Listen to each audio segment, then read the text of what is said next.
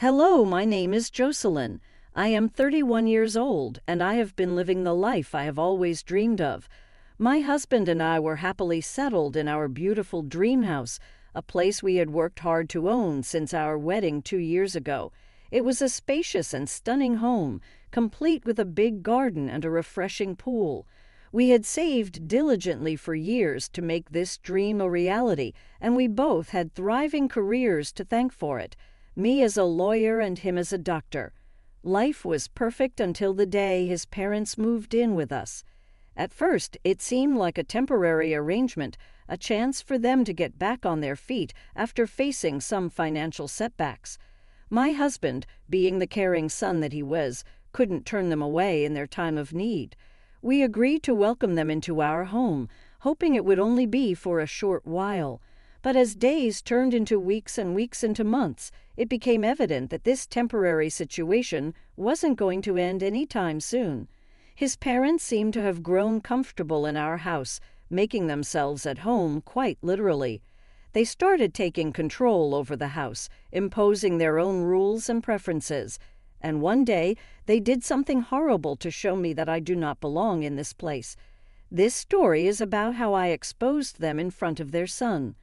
My in-laws showed up at our house in the middle of the night, telling me that they had lost their home and their savings in a scam and that they had nowhere else to go. My husband offered to let them stay with us until they got back on their feet. Jocelyn, Abel, we need to talk. Something terrible has happened. We've lost our home and all our savings in a scam. We have nowhere else to go, darling. We're left with nothing. Our hearts ache, but we didn't know who else to turn to. Mom, Dad, you don't have to worry. We'll find a way to help you through this. Stay with us until you can get back on your feet. We'll face this together. Kids, we can't thank you enough for your kindness. We promise we'll find a way to repay you for this. We're family and family stands by each other. Don't worry about repayment, Mr. Johnson. Our priority is to help you rebuild your lives. Jocelyn, dear, thank you. We'll do everything we can to get back on our feet as soon as possible. Before my in-laws moved into our house, I had decided to take a short break from work. Little did I know that they would misinterpret my temporary absence as being jobless. Just 4 days after their arrival, my mother-in-law approached me with a well-meaning but misguided concern. I was taken aback by her straightforward question, not expecting such a conversation so soon after their arrival. Nevertheless, I composed myself and responded politely, but my mother-in-law seemed unconvinced with that answer. Why don't you go to work? Do you depend entirely on Abel for financial support? Oh no, it's not that I'm jobless. I took a few days off from work to relax and recharge. I plan on returning soon. Well, dear, it might be a little burdening for Abel if you don't handle your expenses. You should consider being financially independent. I appreciate your concern, Esther, but please rest assured I'm not entirely dependent on Abel for my expenses. I have my income and contribute to our household finances. This break is simply a way for me to take care of myself and recharge. Once I'm back at work, things will go back to normal. All right, dear, I just wanted to make sure everything is all right. You know we care about both of you. Thank you, Esther. I understand your worry, and I truly appreciate your concern for our well-being. But I assure you, everything is fine. I'll be back to work soon, and we'll continue managing our expenses as we always have. After that conversation, things between my in-laws and me took a turn for the worse. Whenever I mustered up the courage to approach Abel for financial assistance, I couldn't help but notice disapproving frowns and annoyed expressions on the faces of my in-laws. It seemed as though they had formed a negative opinion of me. One day, as I was passing by the living room, I overheard a conversation between my father-in-law and mother-in-law. I just don't understand why she refuses to go to work. She's been jobless for weeks now. It's as if she's relying solely on Abel's wealth to fund her shopping spree. I talked to her about the same. She says she handles all the expenses by herself, but I see her asking for money from Abel every time. I always had my doubts about her, dear. She must think we're fools, believing that she can take advantage of Abel's hard-earned money without lifting a finger herself. I think we must talk to Abel or Jocelyn directly. I am not in support of this decision of theirs. My heart sank upon hearing their misguided assumptions about me. They had painted me as a lazy gold digger, someone who squandered Abel's wealth on frivolous shopping instead of contributing to the household. I'd always dreamt of a harmonious family life after marrying Abel. I didn't know that my in-laws had a different idea of how things should be. Every day I found myself at the beck and call of my in-laws, who seemed to relish in bossing me around. They treated me as if I was some kind of gold digger, assuming that I depended solely on their son for everything. Their behavior had created a toxic dynamic within the household, leaving me feeling like a servant rather than a valued family member. It was especially apparent during mealtimes. While I tirelessly prepared all the meals, my mother-in-law and father-in-law would simply sit and relax, seemingly oblivious to my efforts. They expected me to cater to their every need, even going so far as to ask for a glass of water. It was as if they believed my purpose in the house was solely to serve them. Sometimes she'd tell me, "Jocelyn, dear, can you put mine and Charlie's clothes into the laundry? I'm very tired." "Sure, I'll do it," I would reply. Both of them would ask me to hand over a glass of water 7 to 8 times a day. The house looked like a complete mess, and even the maid was tired of their behavior. She'd have to clean the floors many times because my in-laws kept spilling something. I don't even want to get started on the noises. They'd turn on the TV and watch variety shows at full volume, which gave me a lot of headaches. Every time I'd sit in front of my laptop to check documents and case papers, my mother-in-law would ask me to get her something. Like this one time, "Jocelyn, dear, I have a little fever. Can you please get me some medicines?" "Esther, you can log into an online pharmacy app. They'll deliver in half an hour, which is exactly how much time it would take me to bring them myself." "That costs extra. You're over here doing nothing, just scrolling through your laptop. Why can't you get me my medicines? You are seriously so lazy." "Esther, I'm over here checking some important documents. You and Charlie are the lazy ones here." "How dare you talk to me like that? I am your mother-in-law, and my son is the one who's paying for you. You should listen to everything I say." "Your son is also my husband, and we built this home together. He agreed to pay for me, just like he's paying for you while you sit here and relax." "Oh my God, you are so disrespectful and ungrateful." The once harmonious atmosphere began to fray at the edges. Their presence brought tension, and our once happy home felt suffocated. Their constant interference and unsolicited advice started to create a rift between my husband and me. I didn't know whom to talk to, so I turned to my best friend, Diane, thinking that she might give me some valuable advice. A few weeks ago, my in-laws moved into our home temporarily because they had lost their house and savings in a scam. You won't believe it, but it turned out to be an absolute nightmare. What did they exactly do? Well, let me tell you about my in-laws. They are the worst I've ever encountered. They are so rude and ungrateful. It is unbearable. They treated me like a servant and a stranger, constantly bossing me around and criticizing everything I did. It feels like they think they own the house and everything in it. That sounds awful. How do they behave? They're demanding and disrespectful, always expecting things to be done their way. They have no regard for our belongings or resources, using them carelessly and wasting everything. Our house is constantly noisy, messy, and filled with unnecessary trouble caused by them. That must be incredibly frustrating to deal with. You have no idea. It's like living in a constant state of chaos and stress. Their behavior makes me feel devalued and unappreciated. I can't believe how they could treat someone like that, especially their family member. I'm so sorry you had to go through that. Did you ever confront them about their behavior? I tried to address the issues, but it only made things worse. Since I'm on a break from work right now, they think I am jobless and depend on Abel for everything. I have my savings and Abel is my husband. Of course, I'd ask him for money. He married me. They constantly disrespect me. My dream home is becoming a nightmare for me. Jocelyn, why don't you talk to Abel about it? He should understand that his parents are in the wrong this time.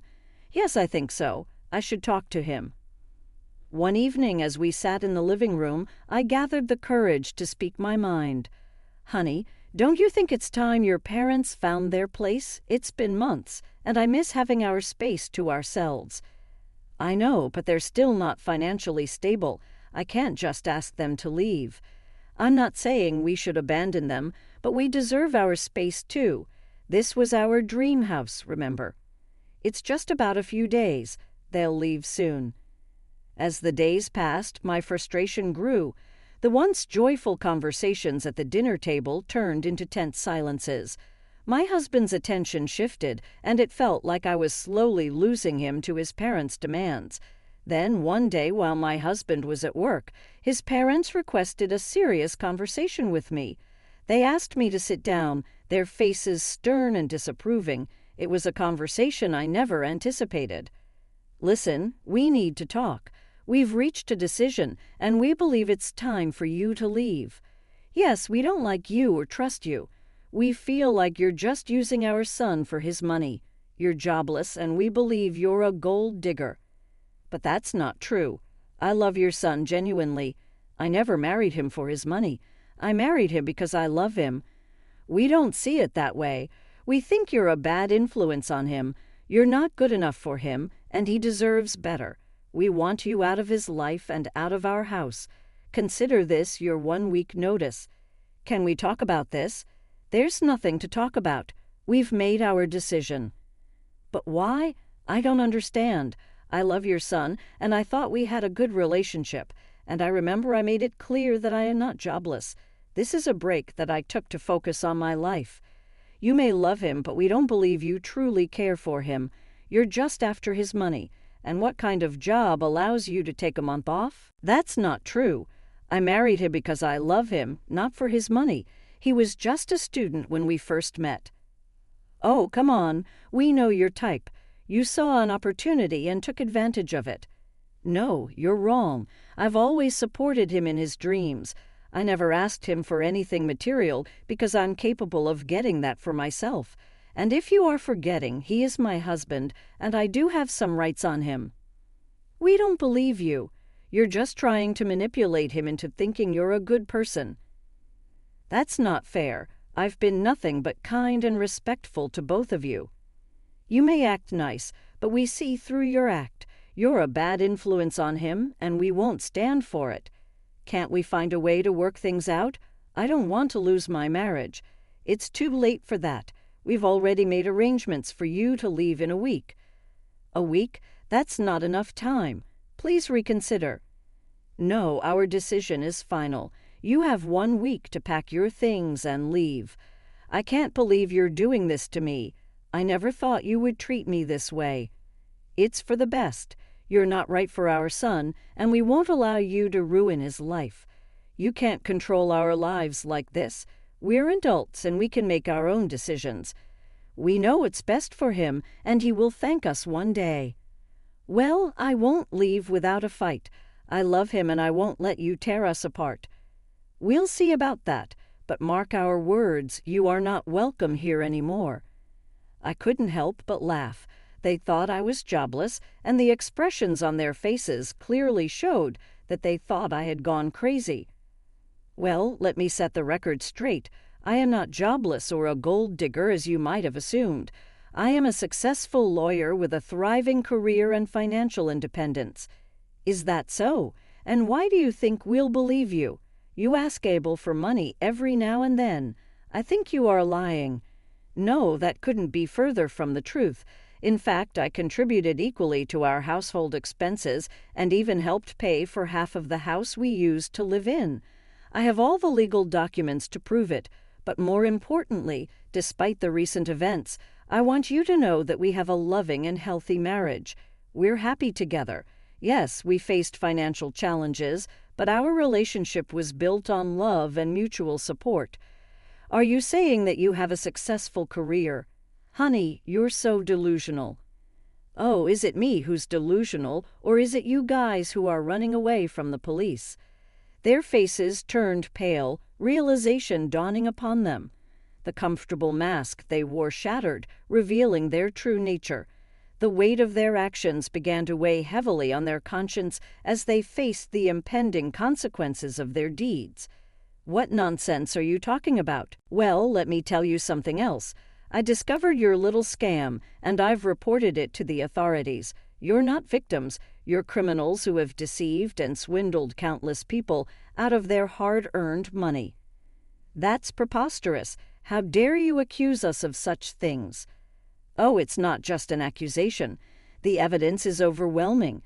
The police are actively searching for you, and it's only a matter of time before you're caught. This can't be happening. We're respected members of society. Respected members cheating innocent people out of their money is anything but respectable. You thought you could get away with it, but justice will prevail. The law will catch up to you, and you'll face the consequences of your actions. This is outrageous. How could you betray us like this? We are your husband's parents. You betrayed me first by trying to kick me out of my own house, and now so many innocent people. I'll not stand idly by and watch you harm more innocent lives. The truth will prevail, and you'll be held accountable for your crimes. It was a misunderstanding. We thought you were a bad influence on our son. Yes, correct. I also think you are a bad influence on our lives, and I made sure to report it to the authorities. What? You're bluffing. No, I'm not. You're not victims. You're criminals who have cheated hundreds of people out of their hard-earned money. The police are after you, and it's only a matter of time before they catch up. This can't be happening. Just as our conversation reached its peak, a knock on the door interrupted us. I opened the door to find police officers standing there, ready to take my in-laws into custody. They had been tirelessly tracking them down for months, and were grateful that I had tipped them off. Are these the individuals you reported? Yes, officers. These are the ones. The police officers wasted no time. They swiftly handcuffed my in-laws and read them their rights, their faces turning pale with the realization that their actions had finally caught up with them.